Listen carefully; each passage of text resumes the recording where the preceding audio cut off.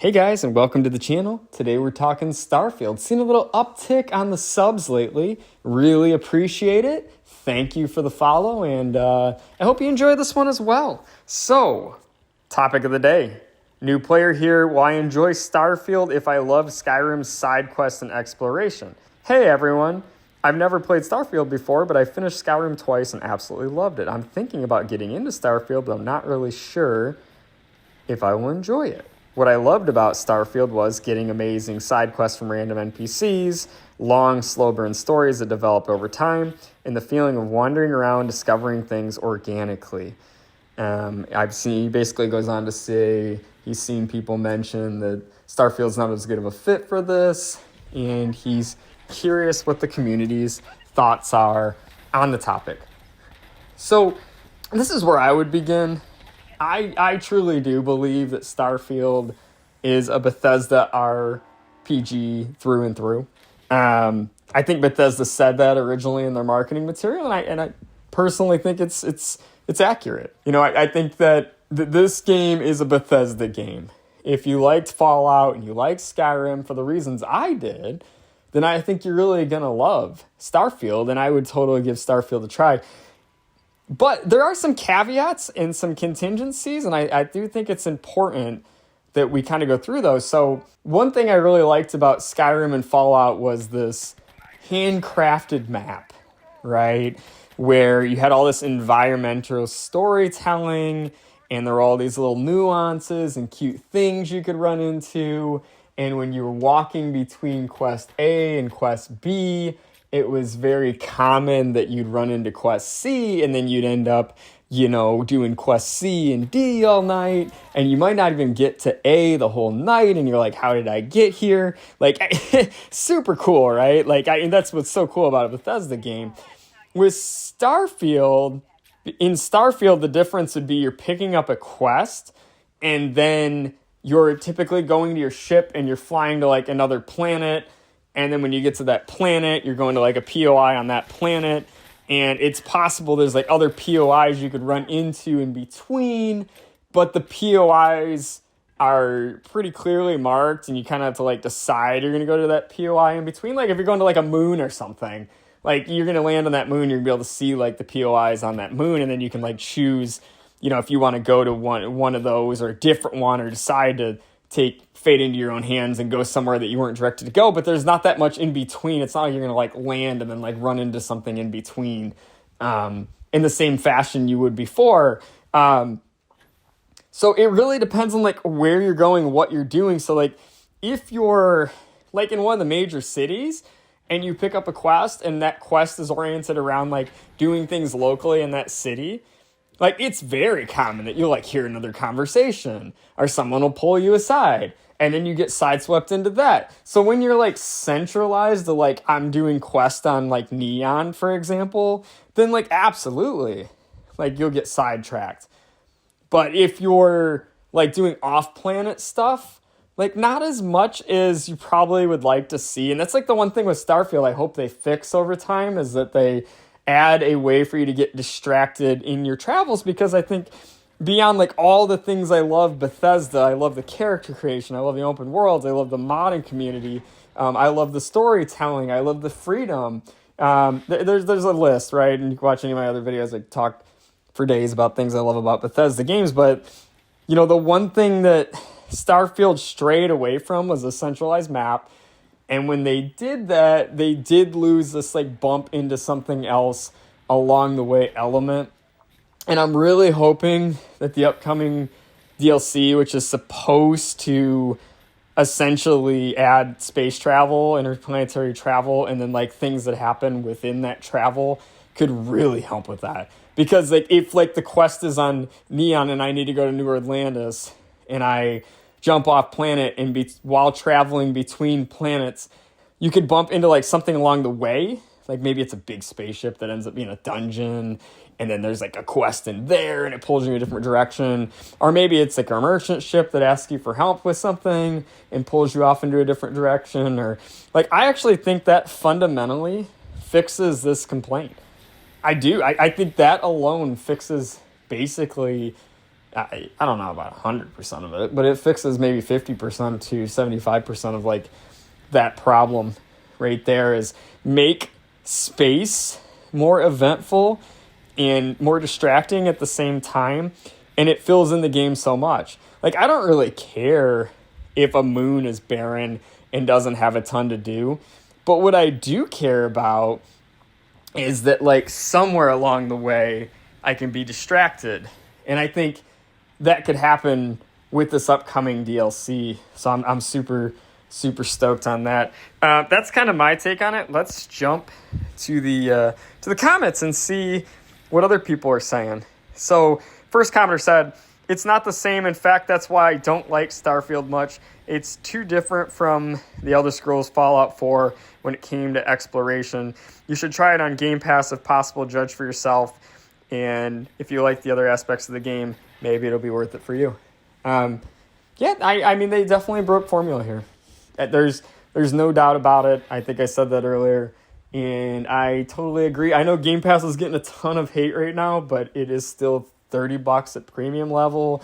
And I think where people get super obsessed with the freemium level piece, the reality is, like, you don't have to buy the premium. You could buy like the $20 version and still experience this. Try it out and try some other stuff. If you hate it, like, just play something else, and you could cancel the subscription. But if you already have Game Pass, like, yeah, I mean, load up Starfield and give it a try. Another commenter said, "My advice, install the game via cloud gaming for a test run. If you like the game, buy it. If not, don't. Simple as that." Yeah, and it's same thing basically, but I'd say like the cloud gaming is great advice. Another commenter said, "If you listen to people on Reddit, you'll find almost every video game ever made isn't worth playing for whatever reason. Starfield is a good, fun game. It's a great Bethesda game. You need to reevaluate how you approach exploration. Planetary exploration can be the weakest part of it. Exploring planets, you will find POIs that can reoccur quite frequently. It was a bad thought-out idea, but not as bad as people say. Most POIs on planets are like Radiant Quest and Skyrim. You eventually learn what's unique and what's not." Yeah, I mean, it keeps going on, but 100%. So, first of all, the POIs get a bad rep because everyone acts like there's like 3 POIs. There's 175 POIs in Starfield. That's probably the first thing we should talk about. So when you hear people bitching about the POIs, these are people that have played the game for like 2,000 hours and have run out of POIs. And like, you would have ran out of POIs on a linear map too at this point.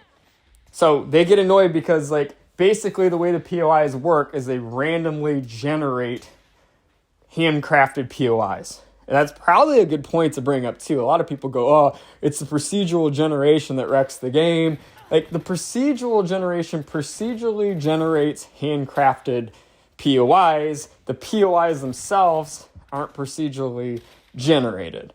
And I don't know if that's better or worse, to be honest, because it'd be kind of cool if the POIs were procedurally generated and maybe fixed locations. I don't know. I'm thinking this through, but the point being, the POI system is like grossly over-exaggerated for how bad it is. It'll keep you interested for quite some time before you find like repeats or get annoyed with it. And candidly, there's all kinds of sweet creations for more POIs. Forgotten Frontiers 1 and 2 are both amazing. They add, 5 or 10 new POIs that are handcrafted by this creator each.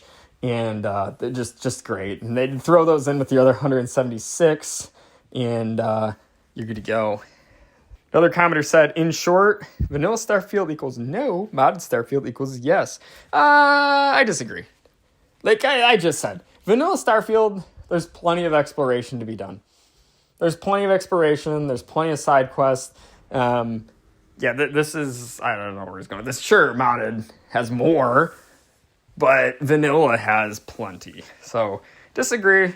Another commenter said, "No, Starfield did cut nearly everything that made Skyrim and its exploration great and replaced it with huge, empty, pro-gen planets and a few repeating points of interest." See, this right here, ladies and gentlemen, boys and girls, is the bitch that I just had. That's this common, misinformed bullshit. This is exactly what I'm talking about. This exact comment. There's 175 POIs in the game. There are a ton of side quests in the game. There's plenty to do.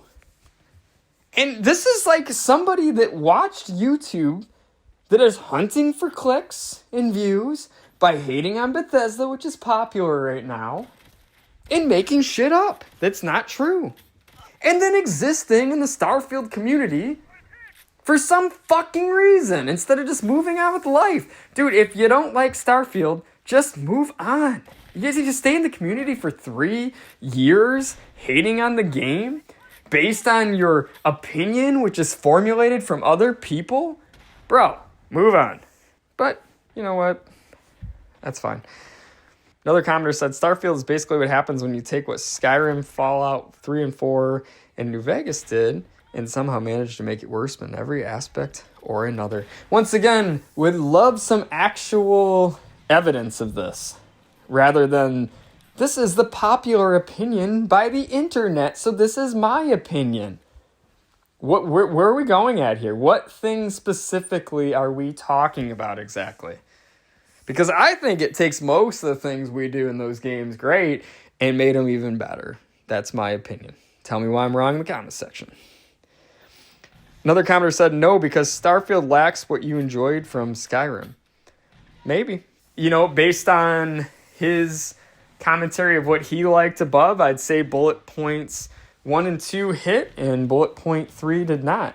So side quests, diving into things deeper, you know, absolutely walking across the map and finding side quests, not so much.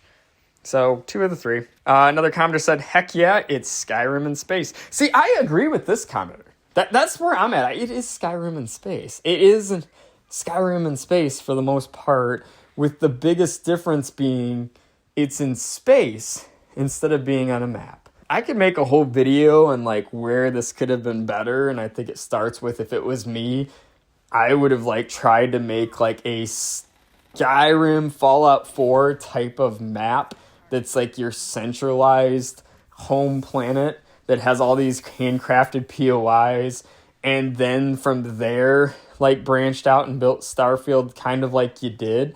And I think like it makes all the difference in the world. I think that not having that centralized location at all, or like even this would be cool, like maybe like half Skyrim maps, but make like 3 or 4 like main planets, make like Neon one, and make like New Atlantis one, and make like New Homestead one or something, right? And make like New Paradiso one. And then like from there, just like do what you did. And that'd be cool. Like the 1,000 planet thing's cool, but they could have made it like, you know, 30 planets, and it still would have been super cool with all those moons and stuff. And then you could have spent more time on the main things if you want to do that. And I think that would probably have killed a lot of the criticism. But, you know, there are expansions doing that. Like Shattered Space did exactly that, and people still complain. So, you know, what do I know? Last comment of the day, this quest aspect is pretty similar, sometimes the same. Some of the quests are pretty good. Yeah, I don't know if it's like a super swan songy comment there. It's not like a super exciting place to leave it. But yeah, that's where I'm at. Some of the side quests are some of my favorite quests in the game, actually. The faction quests are probably my favorite, especially the Vanguard and Crimson Fleet.